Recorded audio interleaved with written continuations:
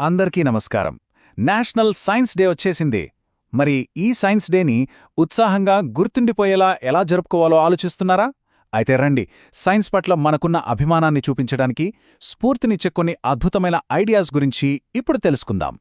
ముందుగా మనందరి మదిలో మెదిలే ఒక సింపుల్ క్వశ్చన్. అసలు ఇన్ని రోజులుండగా మనం కరెక్ట్గా ఫిబ్రవరి 28వ తేదీనే నేషనల్ సైన్స్ డేగా ఎందుకు సెలబ్రేట్ చేసుకుంటాం? ఈ ప్రశ్నకు సమాధానం మన దేశ చరిత్రలోని ఒక గొప్ప ఆవిష్కరణలో దాగి ఉంది. అవును, దానికి సమాధానం రామన్ ఎఫెక్ట్. ఇది కేవలం ఒక సైంటిఫిక్ డిస్కవరీ మాత్రమే కాదు, యావత్ భారతదేశం గర్వపడేలా చేసిన ఒక చారిత్రాత్మక ఘట్టం. ఈ ప్రయాణం ఎలా సాగిందో చూడండి. 1928లో సర్ సివి రామన్ గారు తన అద్భుతమైన ఆవిష్కరణను ప్రపంచానికి పరిచయం చేశారు.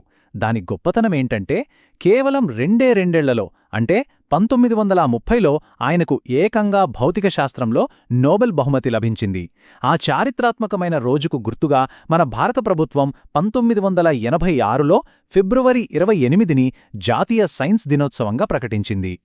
సో ఈ రోజున మనం జరుపుకోవడం వెనక ఉన్న అసలు ఉద్దేశం చాలా సింపుల్ అండ్ క్లియర్. మన రోజువారీ జీవితంలో సైన్స్ ఎంత ముఖ్యమో అందరికీ, ముఖ్యంగా యువతకు తెలియచేయాలి. వాళ్లల్లో సైన్స్ పట్ల ఒక ఇంట్రెస్ట్, ఒక ప్రేమలు పెంచాలి. అదే దీని లక్ష్యం. సరే, మరి సైన్స్ డేని సరదాగా, అర్థవంతంగా ఎలా సెలబ్రేట్ చేసుకోవాలో కొన్ని ఐడియాస్ చూద్దామా? ముందుగా మన బ్రెయిన్కు కాస్త పదును పెట్టే కొన్ని ఇంట్రెస్టింగ్ పోటీల గురించి మాట్లాడుకుందాం. చక్కగా మాట్లాడే టాలెంటున్న వాళ్లకు వక్తృత్వ పోటీ ఒక super platform. Science and technology మీద వాళ్ళ ఆలోచనల్ని అందరితో పంచుకోవచ్చు. దీనివల్ల వాళ్ళ నాలెడ్జ్ షేర్ అవ్వడమే కాదు, వినేవాళ్లకు కూడా ఇన్స్పిరేషన్గా ఉంటుంది. ఇక్కడ కొన్ని టాపిక్స్ చూడండి. Artificial intelligence, genetically modified foods. ఇవి ఊరికే టాపిక్స్ కావో, మన భవిష్యత్తును డిసైడ్ చేసే పెద్ద పెద్ద డిస్కషన్స్. ప్లాస్టిక్ను ఎందుకు బ్యాన్ చేయాలి, టెక్నాలజీ ఫ్యూచర్ ఎలా ఉండబోతోంది, ఇలా ప్రతి అంశం మనల్ని లోతుగా ఆలోచింపచేస్తుంది. ఇక కాస్త క్రిటికల్గా ఆలోచించే వాళ్ల కోసం ఒక డిబేట్. అసలు సైన్స్ అంటేనే ఒక ప్రశ్న, ఒక ఆర్గ్యుమెంట్. దాన్ని ప్రూవ్ చేయడం. డిబేట్లు సరిగ్గా ఇదే చేస్తాయి. పాయింట్ టు పాయింట్ ఆధారాలతో ఎలా మాట్లాడాలో నేర్పిస్తాయి. ఉదాహరణకు ఈ టాపిక్ తీసుకోండి. సోషల్ మీడియా ఒక వరమా లేక శాపమా? వెంటనే మన బుర్రలో రెండు వైపులా ఆలోచనలు స్టార్ట్ అవుతాయి కదా. ఇలాంటి అంశాలు మనలో క్రిటికల్ థింకింగ్ స్కిల్స్ని బాగా పెంచుతాయి. ఇక అందరికీ ఇష్టమైనది, సరదాగా నాలెడ్జ్ని టెస్ట్ చేసుకునేది, క్విజ్ కాంపిటీషన్. ఇది ఎప్పుడూ భలే ఉంటుంది కదా. జనరల్ నాలెడ్జ్, సైన్స్, హిస్టరీ ఇలా అన్నింటినీ కవర్ చేస్తూ అందర్నీ ఎంగేజ్ చేస్తుంది. సరే, ఇప్పటిదాకా మాటలతో, ఆలోచనలతో చూశాం. ఇప్పుడు చేతల్లోకి వెళ్దాం. ఎందుకంటే సైన్స్ని పుస్తకాల్లో చదవడమే కాదు, మన చేతులతో చేసి చూస్తే ఆ కిక్కే వేరు. సైన్స్ ఫేర్లు లేదా ఎగ్జిబిషన్లు చాలా ముఖ్యం.